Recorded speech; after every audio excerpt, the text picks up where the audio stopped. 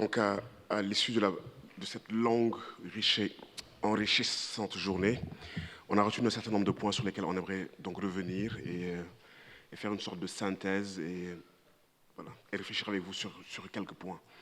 Donc, on fera une sorte de ping-pong entre Bénédicte et moi. Alors, peut-être revenir sur la notion que Souleymane Bachir Diagne a évoquée lors de sa leçon inaugurale du musée à venir comme la demeure des mutants, comme la maison des mutants, et la vie des mutants qui est censée être celle des œuvres d'art, avec cette idée d'ontologie dynamique et ce qu'il a appelé une cosmologie de l'émergence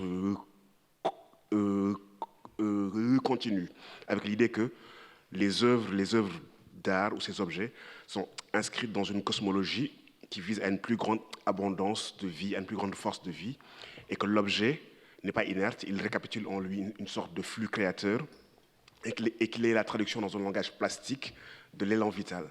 Et cette idée, donc, elle nous semble absolument importante de la vie des objets, de la vie et de l'esprit des objets. Les objets ne sont pas inertes, ils sont vivants, et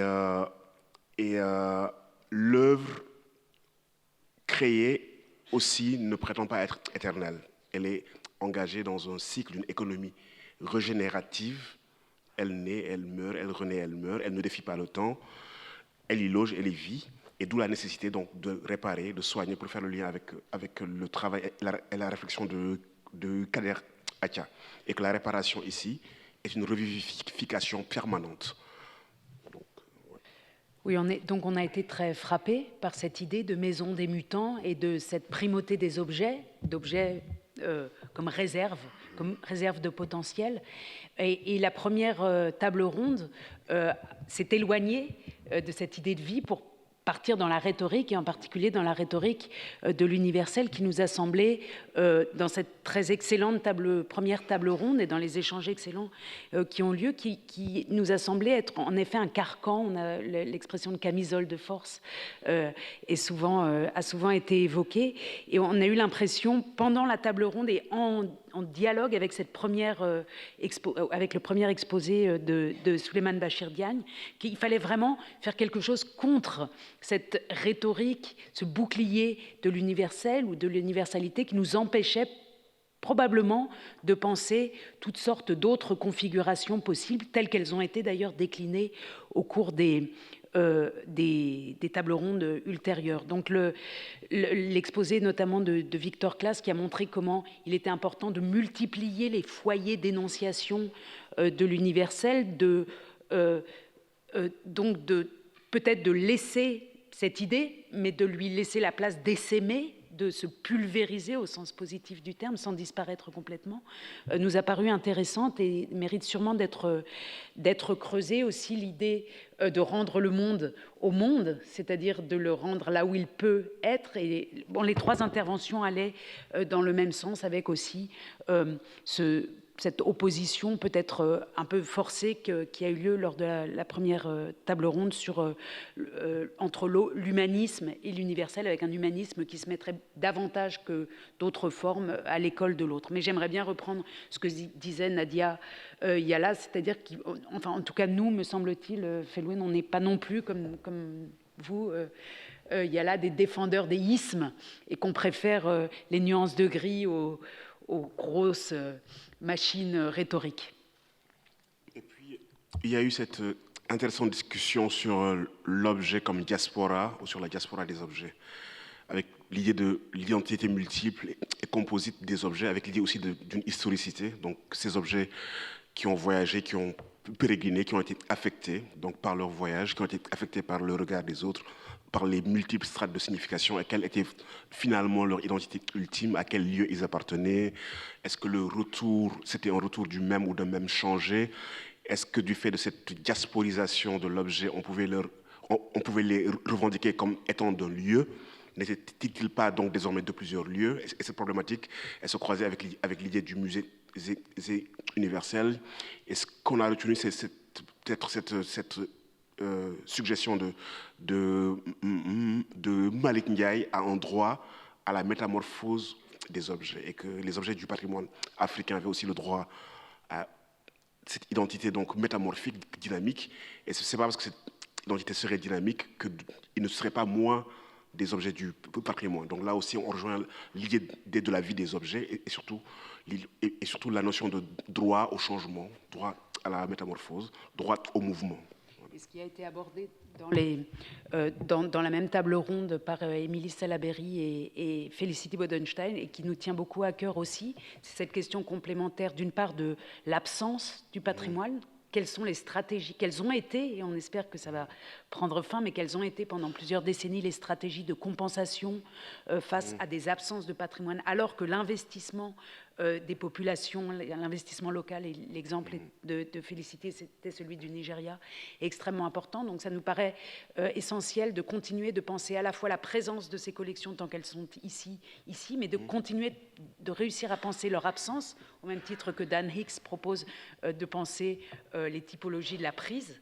Donc il faut penser aux modalités de l'absence et aux stratégies de l'absence d'une part. Ça nous paraît être un chantier important à creuser. Et d'autre part, dans l'intervention d'Émilie Salaberry, l'idée que ces objets ne sont pas assignés aux frontières créées à l'époque coloniale, mais que bien sûr, ils représentent des régions et que, si je peux me permettre de citer l'atelier que nous avions mené à Dakar il y a un an, quelqu'un disait, à l'occasion de la question de ce que pourraient produire les objets si on les restituait, quelqu'un disait ça permettrait d'abolir Berlin. Abolir Berlin, ça voulait dire que si on restitue, par exemple au Mali ou au Niger, des objets qui appartiennent à ces régions avant les séparations, ces frontières artificielles créées à la conférence de Berlin, on pourrait les refaire circuler à la sous-échelle du continent, les faire circuler autrement, et ça permettrait à chacun de reprendre conscience mieux que, par exemple, on appartient à une culture qui est le long du Niger et non pas soit malienne, soit ni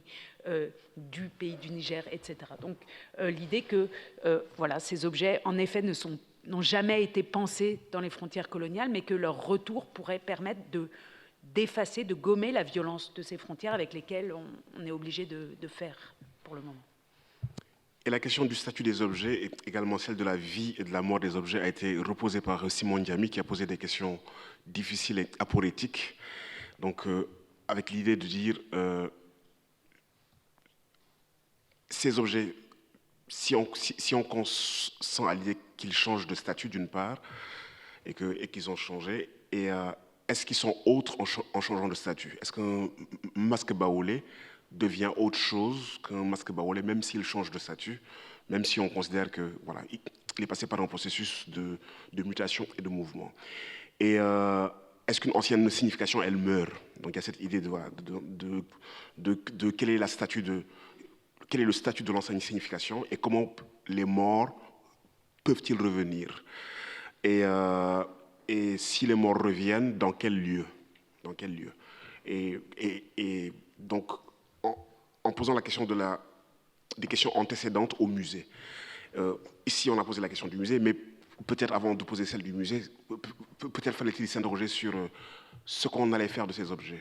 Quelle était leur destination finale, au vu de quelle fin. Donc c'est aussi la question de la resocialisation. Donc comment est-ce qu'ils réintègrent un univers de sens, une société contemporaine, comment on les reconnecte à des problématiques, avant de poser la question de l'écologie. Donc ça a été un moment intéressant de la discussion. Et toujours cette idée de vie et de mort, abordée par peut-être Kader Atia dans une dimension haute, qui est celle de la dépossession et de la réparation.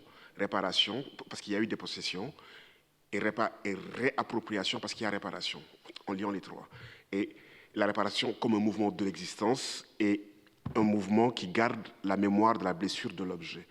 Et avec cette idée qu'il y a une obsession de l'effacement de la blessure dans l'histoire contemporaine, et ça nous a fait penser à cet art japonais de la réparation des porcelaines, donc qui répare les porcelaines avec un fil, avec un laquais d'or. Donc la réparation garde la trace de la blessure dans le kintsugi. Donc on répare, mais il y a la mémoire de la blessure qui est là, qui est visible, et peut-être même on la sublime d'un point de vue esthétique en y accolant une fine lanière d'or. Et l'insistance avec cette idée que ces blessures ont beau être immatérielles, elles perdurent et elles ont un impact dans la psyché des peuples dépossédés. Et ça nous a aussi fait penser à un travail de Karima Lazali sur le trauma colonial, qui montre que ces blessures, si elles ne sont pas travaillées par de la parole, par de la représentation, elles ont un impact sur des psychés contemporaines. Donc ce n'est pas juste de vieilles histoires qu'on ressasse, et le travail de réparation ici, il est opérant, et puis il peut reconstituer un sujet. Et du coup, l'acte de restitution donc, aussi ouvre à une énième narration. C'est-à-dire que là, on reprend le travail de construction de récits autour de ces objets qui n'est pas achevé.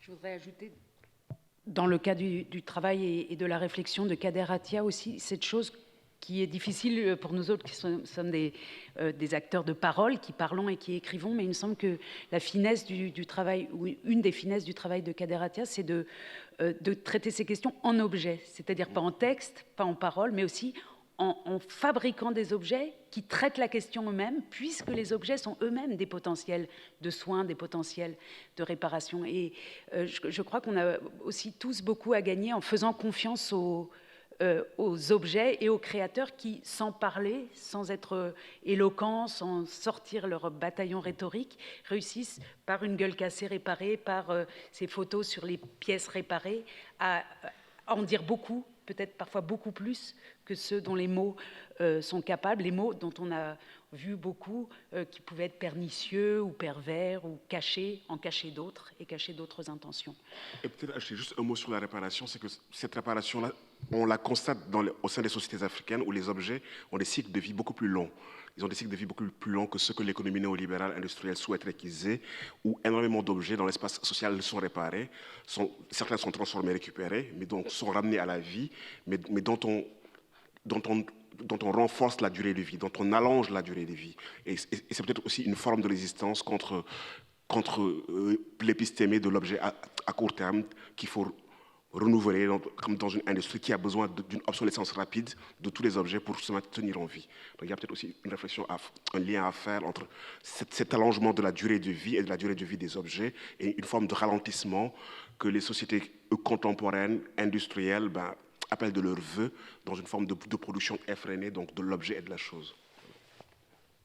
Par ailleurs, l'intervention autour d'Alain Godonou nous a rappelé, et toute la table ronde avec lui, et avec ses deux co-intervenants et la modération, nous ont rappelé que le musée était une possibilité parmi d'autres dans une pluralité de dispositifs, et en particulier l'exemple qui a été donné était celui de l'ouest du Cameroun, du pays bamileke, mais que dans d'autres cultures, et finalement ça reprenait aussi ce qui a été dit dans la dernière table ronde, l'éventail de possibles pour abriter des objets aujourd'hui a été déjà dans le passé considérable et peut l'être aussi à l'avenir, et qu'il ne faut pas se priver de penser ces possibilités, ces dispositifs multiples, ou ce que Felwinsar aime appeler les écologies différentes, ou les pluralités de dispositifs de conservation.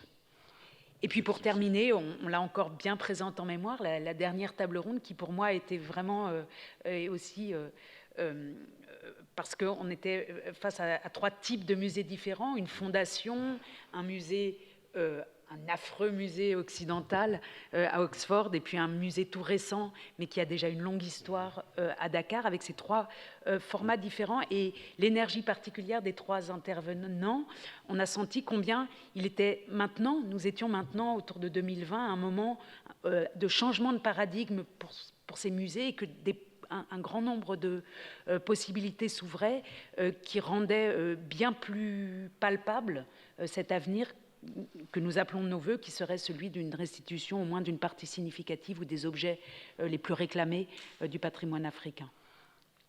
Et toujours dans cette dernière table ronde, cette idée de réimaginer l'anthropologie muséale et d'être en mesure de faire de l'exposition le lieu d'un souvenir du présent, documenter le présent sans souvenir, faire le lien entre le musée et les questions d'ordre géopolitique, la mobilité, les frontières, la frontière comme lieu de filtrage, de tri, de choix, de différenciation de l'humanité en différents types. Et peut-être ça évoquait chez nous aussi cette dichotomie entre toute une théorie d'un universel qui est énoncé, dont Victor Claes se disait qu'il tirait sa légitimité de son dénonciation, et le traitement réel d'humains qu'on appelle migrants, qui étaient loin des valeurs que cet universel-là énonce. Et là, on avait là quelque chose en miroir qui était assez intéressant de regarder et d'observer. Et cette idée aussi que, oui, une théorie du don, du contre-don, mais aussi une anthropologie du pillage, du vol, de la spoliation, elle était aussi à faire, donc si on voulait éclairer ou rendre intelligible un certain nombre de dynamiques. Et un point aussi important qui a particulièrement retenu notre attention, c'est que object of knowledge, des objets qui sont des supports de savoir. Et c'est ce qu'un certain nombre de conservateurs, dont Malick Ndiaye, ici présent, nous disait à Dakar, que des filets de pêche qu'on retrouve dans des réserves encodent des algorithmes, des fractales, et que dans la récupération de ces objets, il y avait le travail de déchiffrement, de savoir qui existait, qui était là, qui n'était pas encore assez déchiffré, et qu'il fallait envisager ça, qu'il fallait aussi envisager la perspective épistémologique. Là, on a des bâtons de messages, des cartes, de la divination, une lecture du futur, donc qui ramène cette idée que l'objet est une écriture et qu'il est aussi le support d'un savoir, comme dans le travail de Bachir sur l'art africain comme philosophie, où la statuaire est aussi vecteur d'une pensée et où la statuaire est aussi une écriture dont les contenus restent à déchiffrer. Donc la question des savoirs et la question des épistémologies, absolument importante. Et avant de donner le dernier mot à Felwine Sarr, je voudrais reprendre les 3 termes que vous trouvez dans que Marie-Cécile Zinsou a cités dans son livre d'or. Merci, pourquoi, fierté. Et j'aimerais les inverser. D'abord, fierté, peut-être à la fin de cette journée, d'avoir eu le sentiment d'avoir fait une belle journée de travail grâce aux interventions des uns et des autres. On est très fiers, je crois, on peut dire ça, Felwine, que les choses aient si bien marché, que vous ayez été, vous, auditeurs et auditrices, présents et fidèles aussi à ces débats. Le pourquoi on a fait ça? Parce qu'on avait l'impression qu'il fallait maintenant, peut-être dans le contexte parisien, nous sommes nous-mêmes non parisiens, Felwine dans le monde entier, pour ma part à Berlin, on avait l'impression qu'à Paris, ce type de discussions qui sont peut-être plus courantes en Afrique ou plus courantes à Berlin pouvaient prendre forme et pouvaient bien prendre forme. Et pour ça, donc, la réponse à pourquoi, parce qu'on avait l'impression qu'il fallait. Et puis, je finis par le premier merci, un très, très grand merci donc, à vous tous d'être venus, aux intervenants, d'avoir pris le temps de préparer leurs interventions aussi soigneusement et de s'être tenus au temps, aux modératrices et aux modérateurs, à Patrick Boucheron, à Barbara Cassin, à François-Xavier Fauvel et à Philippe Descola, d'avoir distribué la parole et de l'avoir accompagnée et soignée pour qu'elle soit équilibrée.